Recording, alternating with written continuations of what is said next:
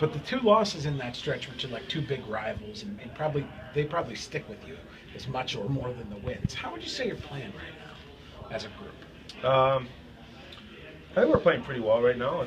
There's been a consistent work ethic and compete level that we had talked a lot about coming out of our stretch where we were struggling a little bit. So that's allowed us to have a real good foundation to be able to win games. And then I think we've had a couple of tough losses, but one of the games we want to get the point out of, which you want to take it in a tight playoff race. But I think this time of year, neither game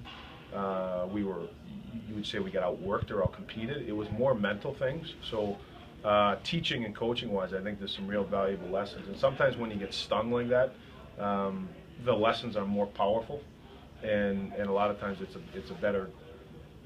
an easier way if you use it at the right time to be able to get your team better. I'm going to kind of jump around here to a bunch of things. I noticed your third line. I thought it's been playing pretty well lately. When you're putting together a third line, what do you look for? Because at the AHL level, you don't get to necessarily pick your roster as much as you would in the NHL. That's a good point. I think that it's difficult. It was difficult to answer that question in December because you got to take what you get. Mm-hmm. But I think right now we have our line has been fairly the same the last maybe 2 weeks or so here. So on that line, you're looking for. I think in today's day and age, you want to be able to have all four lines that can play. In this particular situation, we think we have a good mix of guys where there's some good size. We feel like they can play against anybody, but I think you have speed, a lot of hockey sense, a lot of size, and I think that combination of those three guys winds up for making a good line. And I wouldn't classify it really, to be very honest, as our third line. If you look at this weekend, I say they were our first line. Yeah.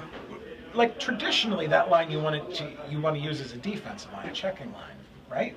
No, not necessarily. No. I just thought you did top two scoring lines, checking line, energy line. Yeah. It's like the traditional. That could be traditional. I think a lot of times it changes, but I think you really want to have three lines that can challenge offensively. And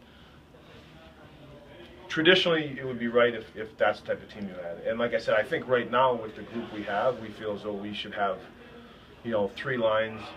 We feel as though we should have three lines that any one of them you can think was our first line.